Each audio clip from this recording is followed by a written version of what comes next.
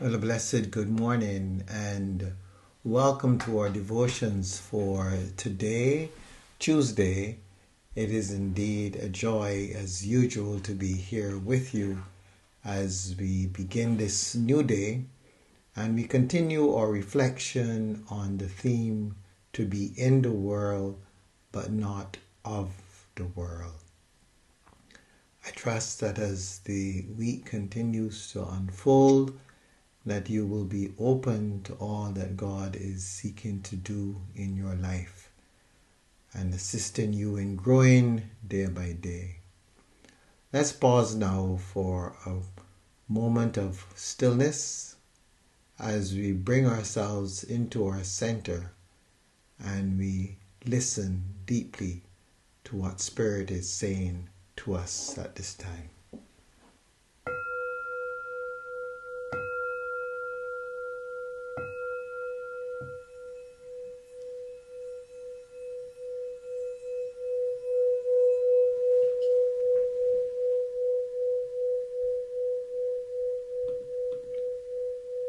As we come into this space,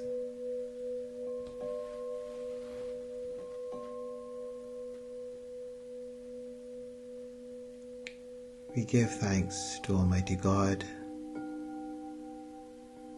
for this time, for His presence, for the love,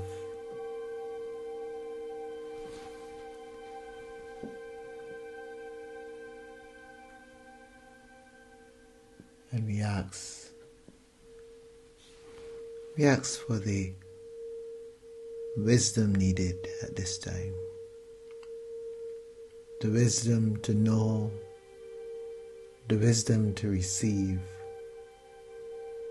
the wisdom to acknowledge. As we breathe deeply, as we seek to engage in this moment,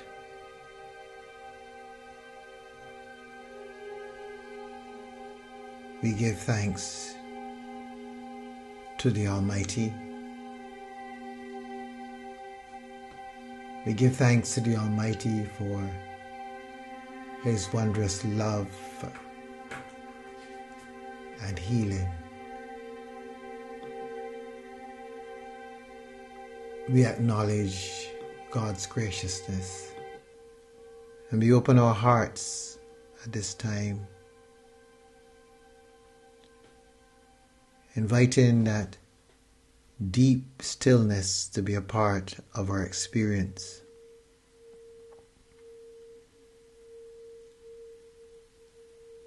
We feel the presence. As we breathe deep into our hearts, feeling the love,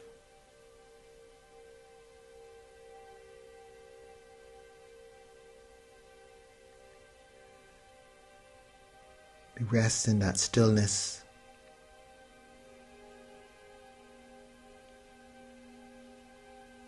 And we allow ourselves to be here, to be present,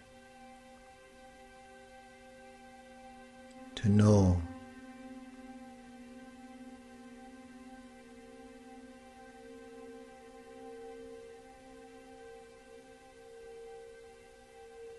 To know ourselves, to know ourselves in God.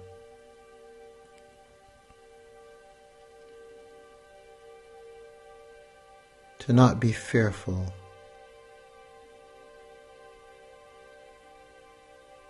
but to hold ourselves in divine love, and to hold each other in divine love.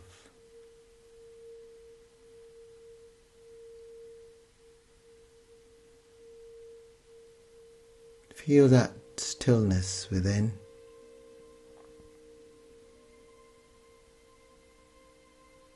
Feel that inner joy.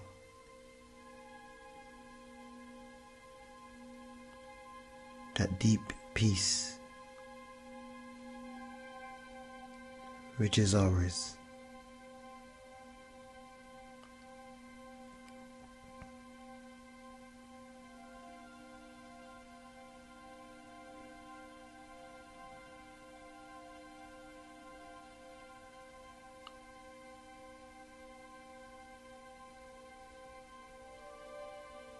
We are here. God is here.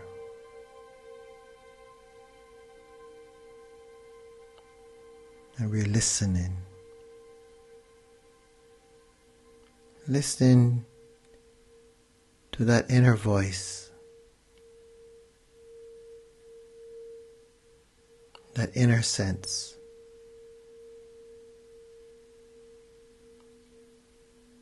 That inner peace.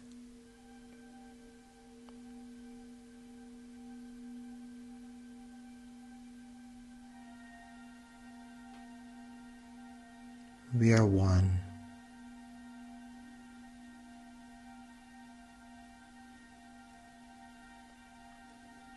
We know ourselves as one.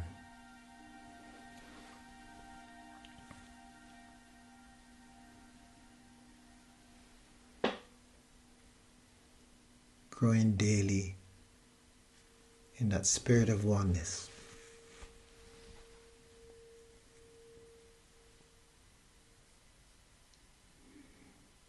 We are here. And now we listen to the word.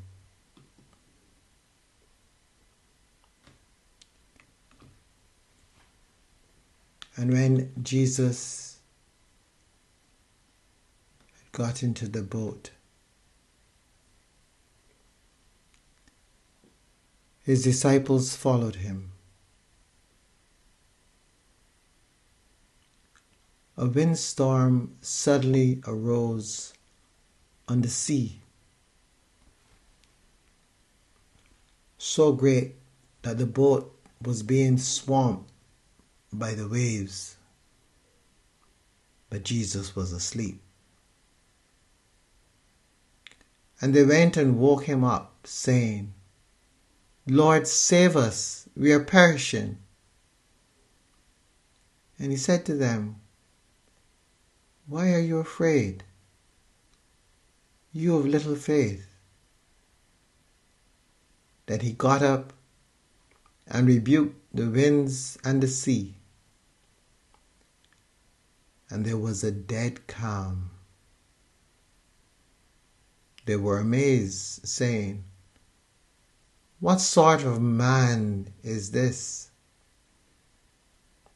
that even the winds and the sea obey him?"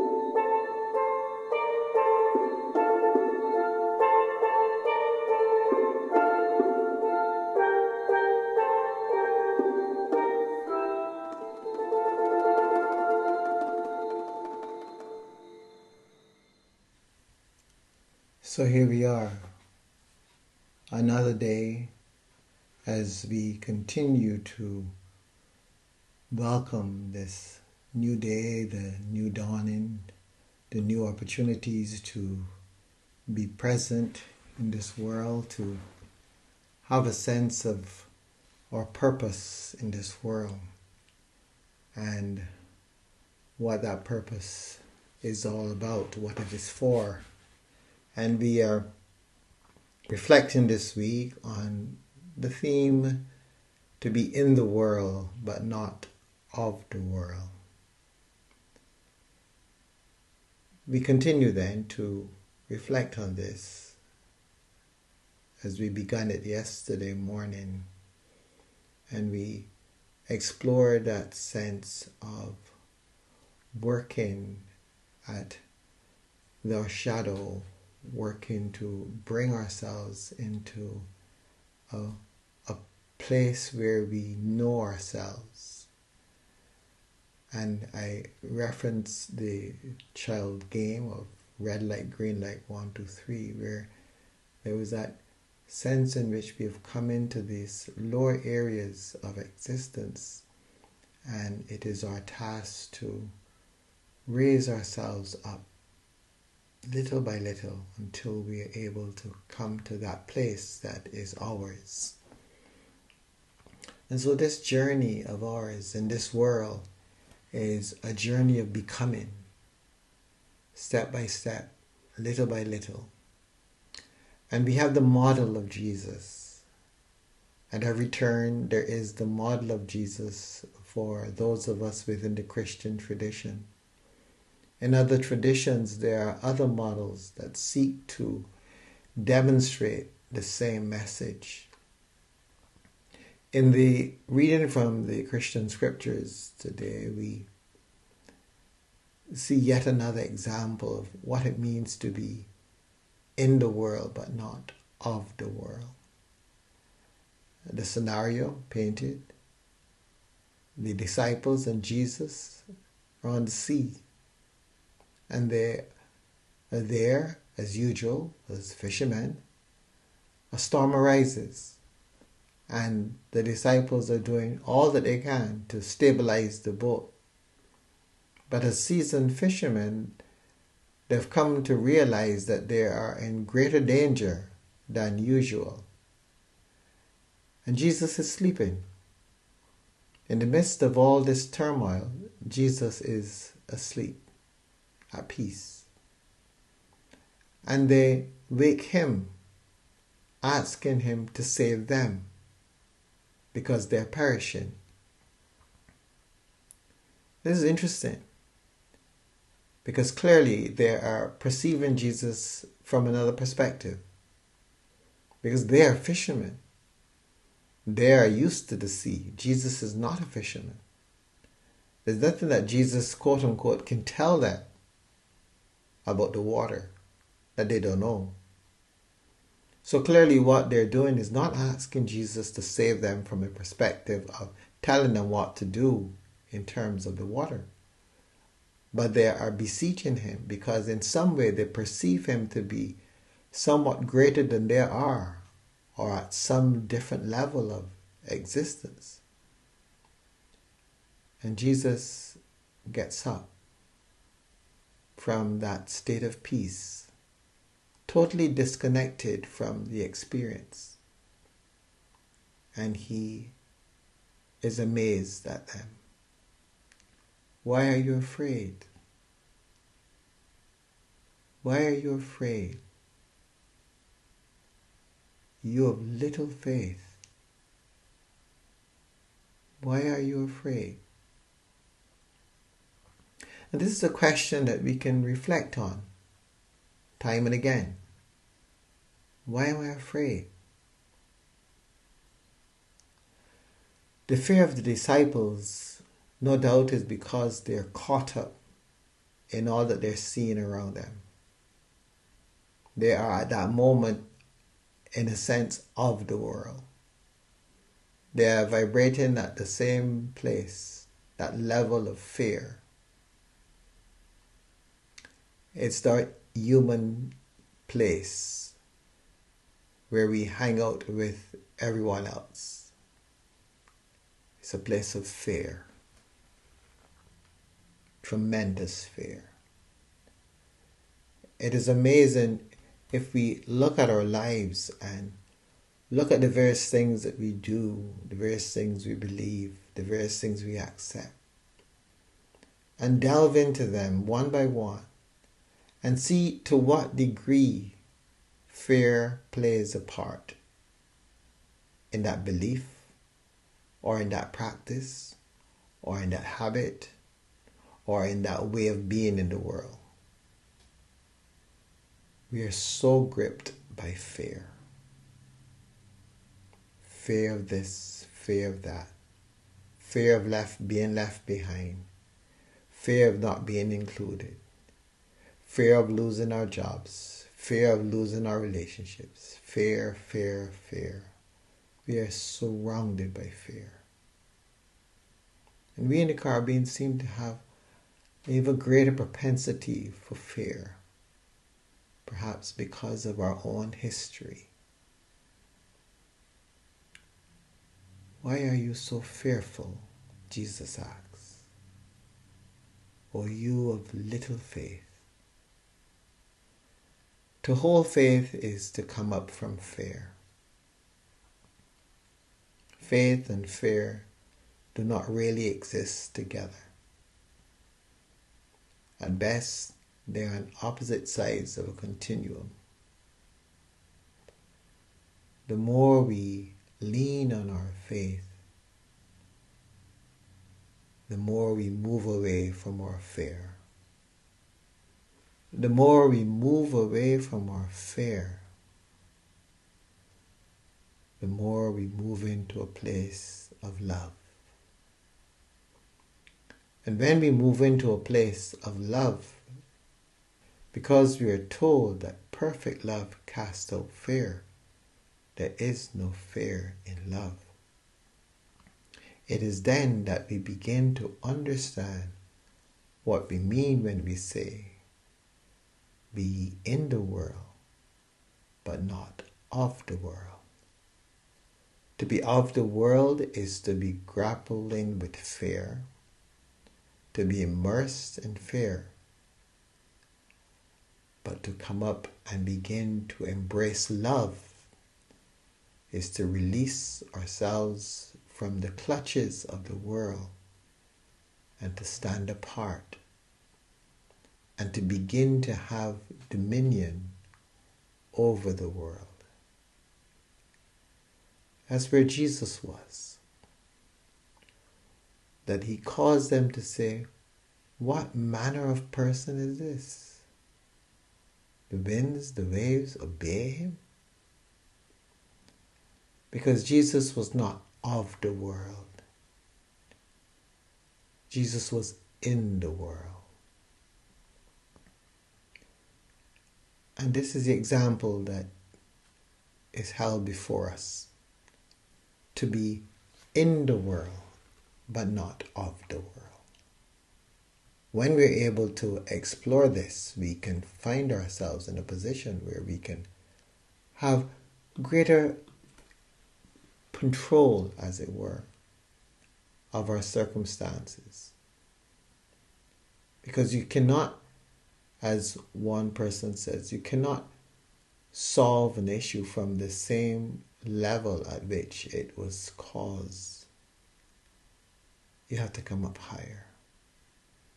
To come up higher is to disconnect from that particular issue.